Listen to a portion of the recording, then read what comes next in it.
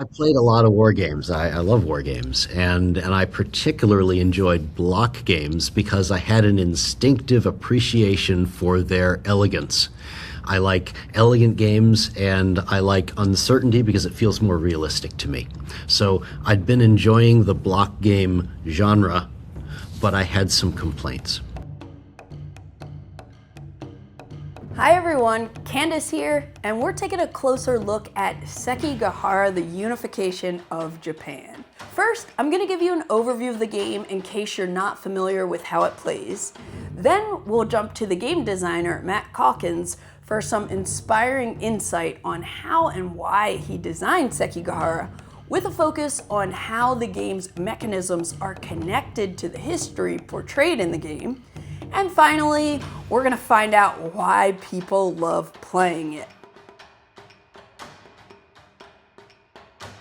Sekigahara is a two-player block war game depicting the campaign in the year 1600 that founded the Tokugawa shogunate. One player takes on the role of Tokugawa Ieyasu, the most powerful daimyo in Japan, and the other player represents Ishida Mitsunari, champion of a warlord's child heir. Historically, each leader assembled a coalition of daimyo and fought a 7-week contest for control of Japan. The war was decided at a crossroads called Sekigahara, where disloyalty and defections turned the tide of battle from Ishida to Tokugawa. A game of Sekigahara is played over 7 weeks, but it could end early if either side achieves an instant victory. The Tokugawa player wins instantly if Ishida Mitsunari is killed or Toyotomi Hideyori is captured. And the Ishida player wins instantly if Tokugawa Ieyasu is killed. The map on the game board features locations in Japan connected by roads and highways. The red resource locations represent wealth-producing zones, popular trade routes, and other important regions. Resource locations give you 1 victory point at the end of the game and bonus recruitments during the reinforcement phase at the start of each week. 2 special resource locations, Kyoto and Edo, are capitals. They begin the game affiliated with Ishida and Tokugawa respectively and provide a leadership movement bonus. There are also castles attached to some locations on the board. Each castle has a natural alignment with Ishida or Tokugawa based on its color. During the reinforcement phase, whoever controls the most castles receives 1 additional card, and each castle is also worth 2 victory points at the end of the game. Each side has their own set of blocks, with each block representing roughly 5,000 warriors, black for the Tokugawa player and gold for Ishida. Blocks on the board are set up such that each player can only see the identity of their own blocks. Each block corresponds to a single daimyo leader, whose mun symbol appears on the block. And the number of mun symbols on a block indicates the strength of the block from 1 to 4. Each player also has their own deck of cards, which represent the allegiance of each player's armies. Cards are used to bid for initiative, to move, and to deploy units for battle. At the start of each week, there's a reinforcements phase where players draw cards and add a number of blocks to their recruitment box. Then players bid for turn order by playing a card from their hand face down on the table and then simultaneously revealing them. The player with the higher number chooses who goes first. Then players alternate taking a turn twice. On each of your turns, first you can move any number of stacks you control on the board. A stack is all of the blocks in a single location. The number of stacks you can move depends on the number of cards you spend for movement. By default, each stack can move 1 space, but you may gain bonus movement if you're moving with a leader or if the stack is moving only on highways. You also might have some negative modifiers depending on how many blocks are in the stack you're moving. Also, once per turn during your movement phase, you can muster by placing blocks from your recruitment box onto the map. Moving blocks must stop when they encounter enemy units, unless you're moving at least 4 times as many blocks as the enemy, in which case you'd overrun them. After you've finished moving your stacks, combat occurs in locations with blocks from both sides, and you resolve 1 battle at a time. The active player starts the battle by making the first deployment. Then, the defender can respond. When you deploy a block, you'll play a card from your hand with the matching Mun symbol, then reveal the block and add its strength to your side on the impact track. Hand management is very important because you can only deploy a block if you have a card with a matching Mun symbol. There are a couple ways to gain bonus impact points too, such as deploying additional blocks with the same Mun symbol, and you can perform special attacks when you play cards with a sword in the corner to deploy a block with a cavalry or gun symbol. In a cavalry or gun attack, add 2 points of impact for the cavalry or gun, and another 2 points of impact for each block featuring that type of attack already deployed on the same side in the current battle. After you deploy a unit, your opponent may surprise you by responding with a loyalty check card. At that point, you have to show them an additional card from your hand matching the Mun symbol you just deployed. If you have one, cool, you're safe. But if you don't have one, that block and its impact strength switches to the other side. When the battle stops, the side that delivered the most impact is the winner. Both sides lose 1 block for every 7 impact delivered from their opponent. Then the losing side loses an additional block and then retreats any remaining units. After resolving any battles, the next player takes their turn, starting with movement and then combat. And after both players have taken 2 turns, you'll start the next week's reinforcement phase. If neither player wins instantly before the end of week 7, you'll count each side's victory points. 2 points for each castle you control, and 1 point for each resource location. Then, whoever has the most points wins the game. I studied Japanese history in college. I was long interested in the subject, and when it occurred to me in my 20s that if I were going to be into the gaming hobby, I should probably write some games, this was one of the first things on my mind. I wanted to write a game about Japanese history.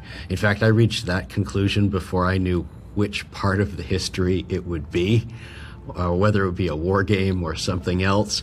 I just knew it would give me an excuse to read more about Japan, and I actually traveled there twice during the course of researching and creating Sekigahara, so it was a good rationale to visit Japan.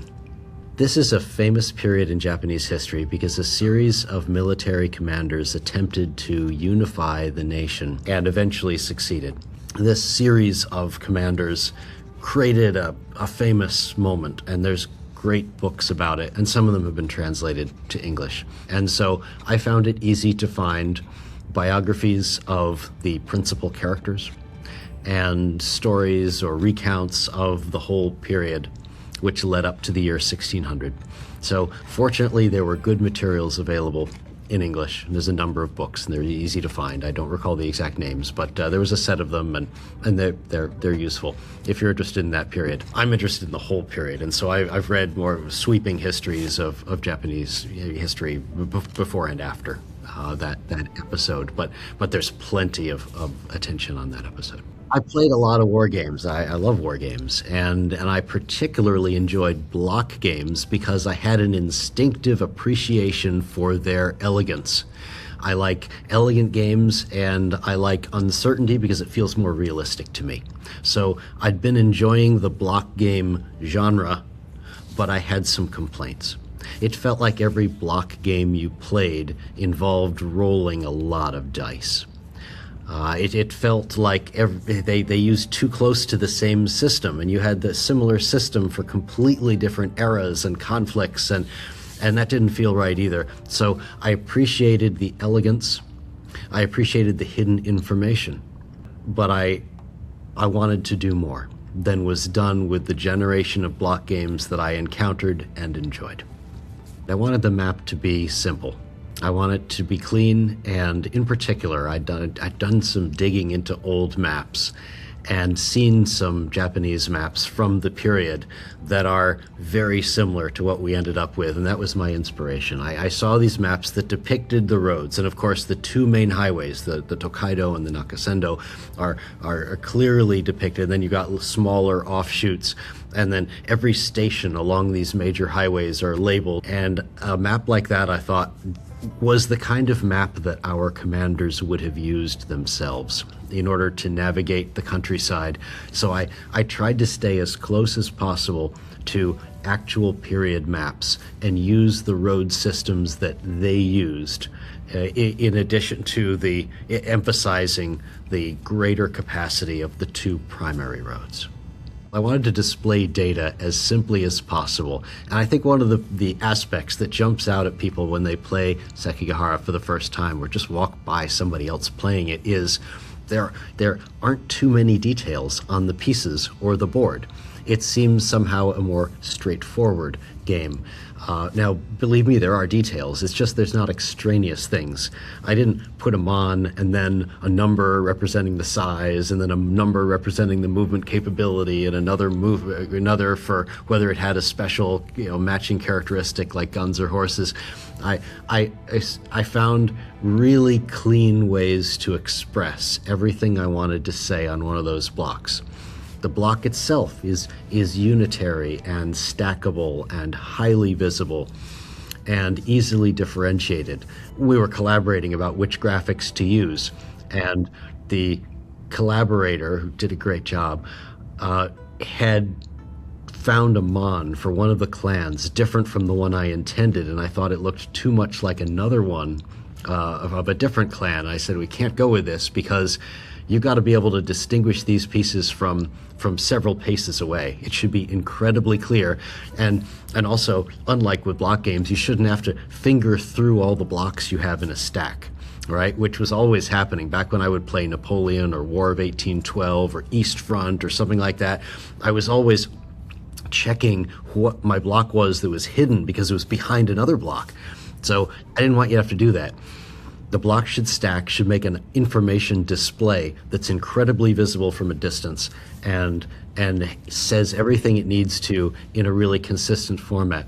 And notice, by the way, that even the horse and the gun symbol are about the same size as the mon. So it's just such a clarity of symbology on the blocks. I think the elegance is not an extraneous but a core objective for me, was to make it look and read and play as simple as possible.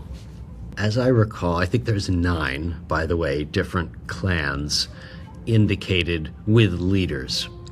And then that doesn't count the Red Devils, who don't have a leader, but who have total flexibility because they were so motivated, you understand. They're a very powerful group. They were so motivated that they'll fight with any card, but they don't have a leader. There wasn't one that connected to them. They line up at the beginning of the game near the Fukushima commander, so you could call them a 10th if you wanted to. But I think there's 9 clans that have leaders in the game. I chose them, by the way. On the Ishida side, Ishida Mitsunari was the heir to the system that Toyotomi put together in order to protect his heir. And his heir was far too young to manage the politics of Japan himself. So he had a system to protect him, whereby 5 leading families all swore not to create political division and not to intermarry and to balance each other's power until the young man could grow to age. And so when Ishida Mitsunari united some of that alliance in order to defend the Toyotomi system, he collected several leading clans. He had the Mori, for example, clearly one of the leading clans in the nation. He had the Ukita and the Uesugi, and so it was pretty obvious which Ishida's clans should be, because there were a few and they were big. In terms of how many troops they supplied, he had a few obvious choices. Tokugawa wasn't as obvious. Tokugawa picked up a lot of rural and mid-sized clans, and I chose which ones to actually depict as forces in the game, partly just by regional significance. like there should be somebody in the Northwest, so right, we'll take Maeda, right? But it didn't have to be Maeda. It could have been done differently. That was a very important family, but they weren't critical in the war. They weren't one of the leading players in the war. They were a participant, but they weren't prominent like the Mori were, and the war didn't turn on their decisions as much as they did for some of the other clans. So Tokugawa was kind of a regional dispersal. I did the same thing with castles, come to think of it. There were so many castles in Japan. I only wanted there to be 9 on the board. So I picked, in order to have a regional dispersion, in addition to choosing a few, there's a few that are critical to the plot, but outside of that, it's just, I just needed one in an area. Let's just say I really like the way combat works in this game. And at the time, when you played war games, combat was often roll a die and look at the CRT. It wasn't exciting during the course of a combat. You just see what happens. And you didn't make any decisions during the course of a combat either. And I love the way this design puts tension and suspense and bluffing and risk and even, a little bit of decision making into the act of fighting. You pick the fight, and you don't know for several card plays if you're going to win, if your competitor's going to peter out, if one or both of you are holding back a loyalty challenge. You know which of your troops are vulnerable, and you can choose to try to slip them through early before the opponent starts suspecting that you may be thin on your support, or you can leave them for the very end. You've got some interesting, kind of choices to make. And I love the way the combat came together. I think I was interested even before college, and that's why I took the course. But I loved the course in Japanese history that I studied. And so following that, I would be interested in books and dreaming about visiting, which I never had. Eventually I got to, partly with this game as an excuse. But I love the culture, the history, the aesthetic of that civilization. And, when I did a little kind of game launch seminar a couple of years ago here in Washington, talking about a different game called Charioteer that's also published through GMT. And I was there, and Jason Matthews and Volko Runke were there, and I had never met Volko before, and he said that his impression was that Sekigahara had been written by someone Japanese, which I thought was a terrific compliment. I took it to mean that he felt that it was deeply founded in a knowledge of the time and the spirit of the time. I hope that's what he meant. But I took it like a great thing, and I really appreciate him saying that, because that's what I was going for.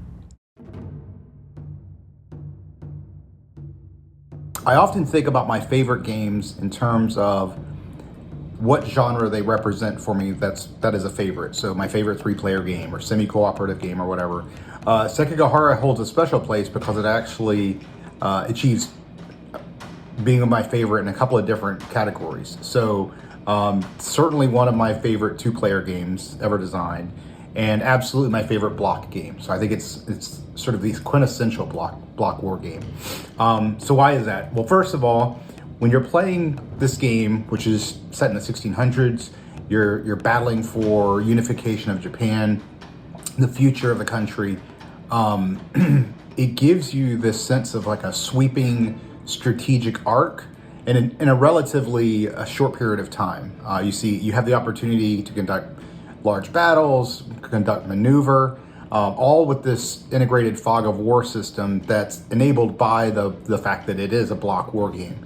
But the other thing that's really interesting about it too is it has a different combat system than most block war games. So when people think of block games, they often think of the Columbia games, and rightfully so, with their dice-driven system, which are interesting in and of themselves. But Sekigahara does something very special with the way it has this very, well, first, it's deterministic in that there's no randomness from the actual resolution. Players are going to alternate going back and forth playing cards to produce what's called impact and to determine what the outcome of the battle is. And there may be some really interesting surprises there with loyalty challenges and things like that. But ultimately, The game allows the players to really be in control of the outcome through things like bluffing, through how they're going to posture their troops to combinations, and then how they play their cards to produce that impact to decide the fate of the battle. So I think really, like I said before, certainly one of my all-time favorite two-player games, definitely my favorite block game, highly recommended. The rules are, they're maybe not the simplest, but it's a medium weight game. Certainly anybody that's interested in gaming in the hobby is going to be able to play this without much difficulty. And in my mind, this is definitely a classic. It's definitely one of the all-time great two-player war games. Highest possible recommendation.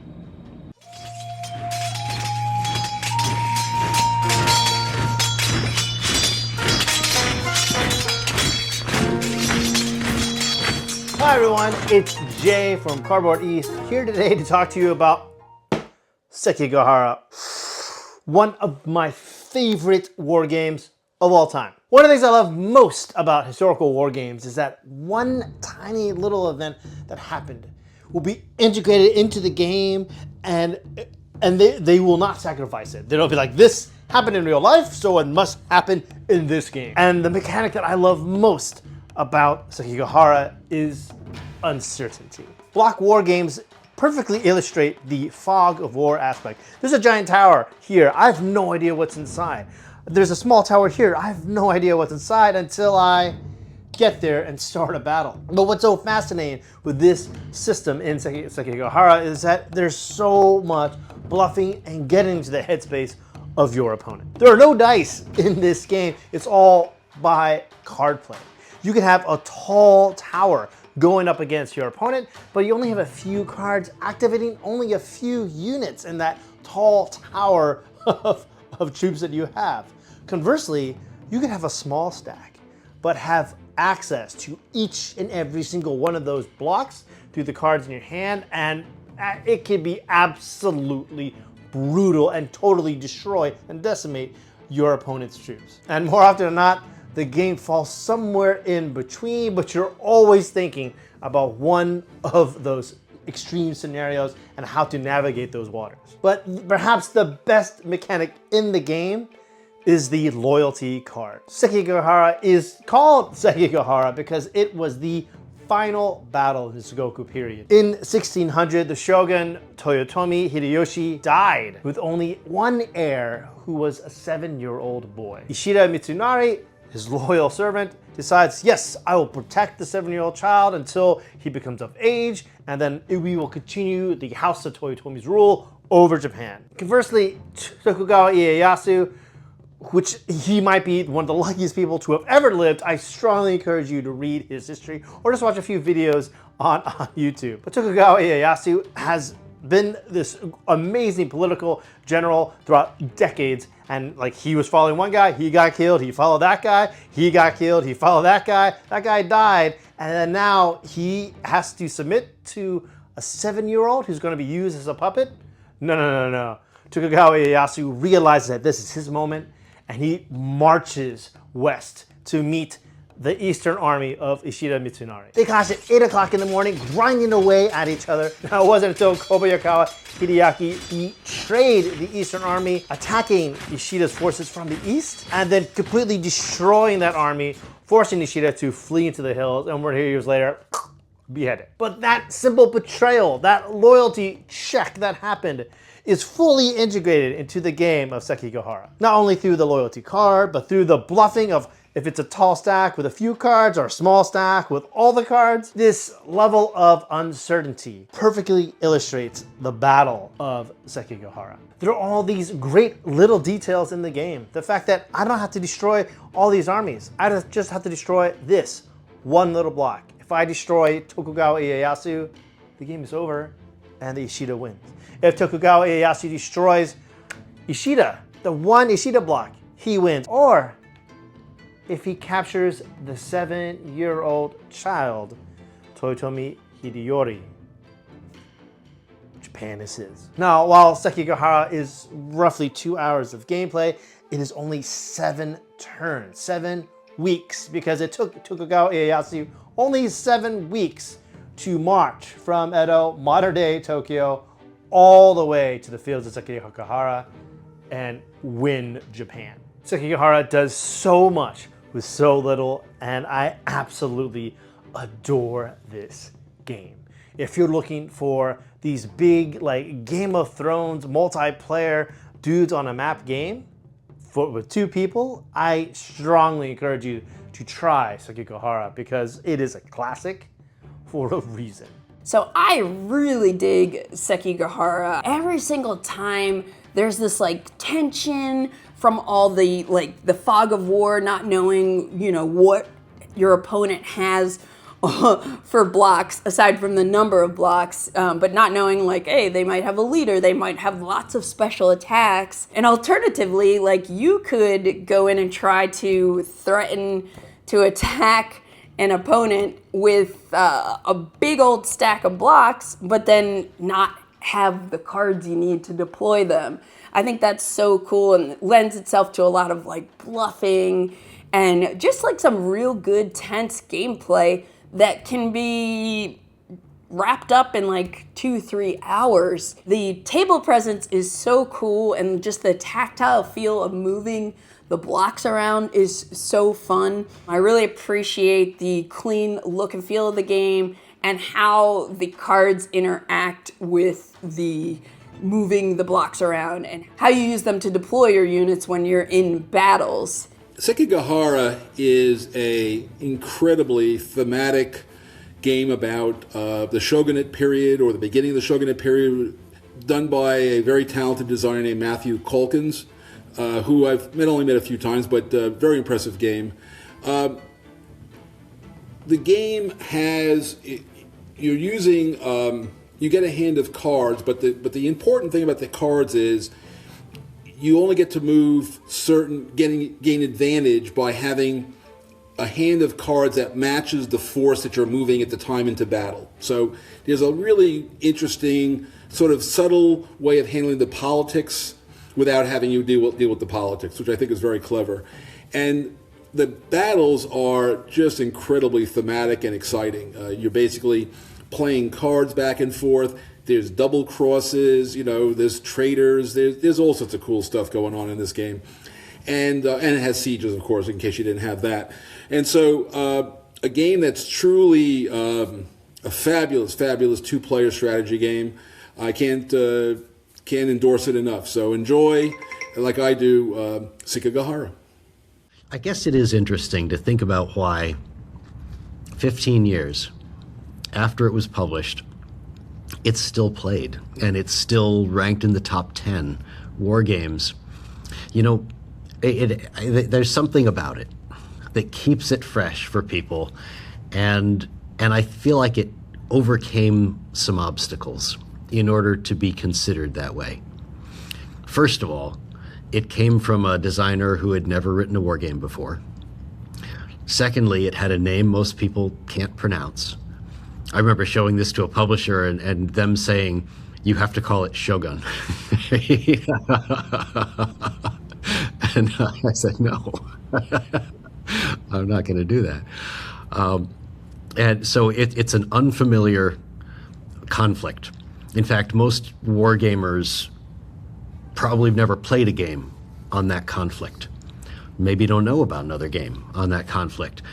It's not World War II. Right? It's not something that we all know by heart and we'd like to walk through again. This is a really new experience, and it took something on the part of the players to venture into it and to learn about a period that wasn't as familiar, and a level of technology and a political situation and protagonists whose names they probably didn't know. And I'm really glad they did, that they made that journey and were willing to pick up a game that had a name they didn't recognize. I'm really glad they did. So that really I'm touched by that. And I think that there are a few elements of it that are the reason why it's still a thing 15 years later. I think that the mechanisms being as original, as novel as they are, has helped. doesn't feel like it's part of one of the, one of the patterns of typical game rule bases. Whether it was the block tradition that tended to rely on a lot of, say, dice, or the hex and counter tradition, or even the emerging at that time card-driven game tradition, it didn't fit any of the boxes. And at the time, I thought maybe this will create a new box, but it didn't really. There's been a little bit of reuse of those mechanisms, but it's still pretty much isolated from the key wargaming tradition. So I think that might have something to do with the way it's hung around. Another is that it is really rooted in history.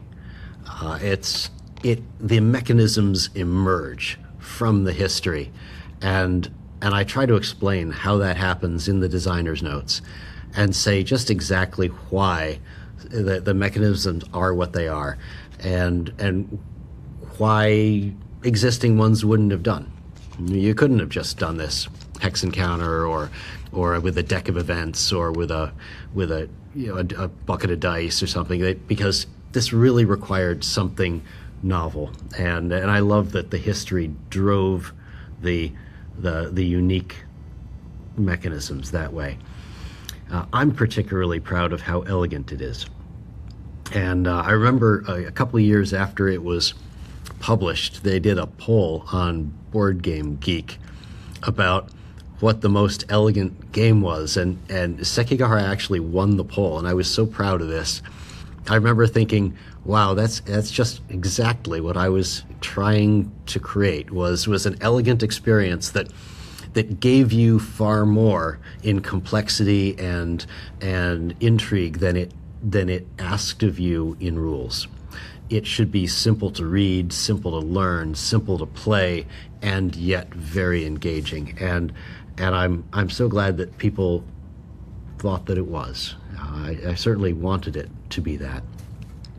I think also the tension, like the bluffing and the combat with the loyalty tests, I think that has something to do with it. It feels really different. Back then there was a little bit of extended combat sequences. I remember Hannibal Rome versus Carthage had an extended combat sequence in which you could play encirclements for a high risk victory, or you could play just right flank, left flank for a normal victory. So I had seen games that had an extended moment of conflict in which the combat became a game by itself, like a mini game inside of a broader game, which was a strategic resource allocation game.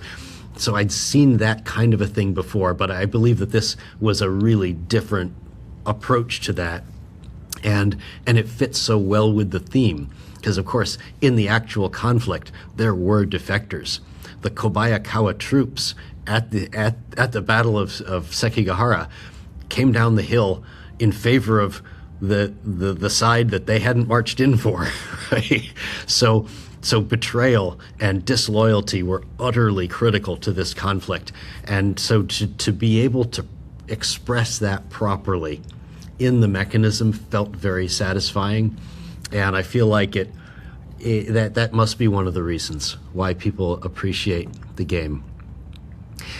When you try to make an elegant game, by the way, a game contains a certain number of variables. You keep track of a certain number of things, and I wanted that to be absolutely minimized. And at the time there were games that had you hold a hand of cards, but it felt like when you did, you always hold the same amount of cards. I don't remember it being very flexible, moving up and down. And I love the way, in this case, your hand size fluctuates all the time, and it represents something terrifically important, and that is the credibility of your commander, how much influence and legitimacy, right, that they possess. And then that's reflected when their loyalty is challenged. It's reflected by whether you have a card to play that calls on the loyalty of the unit that's just been challenged.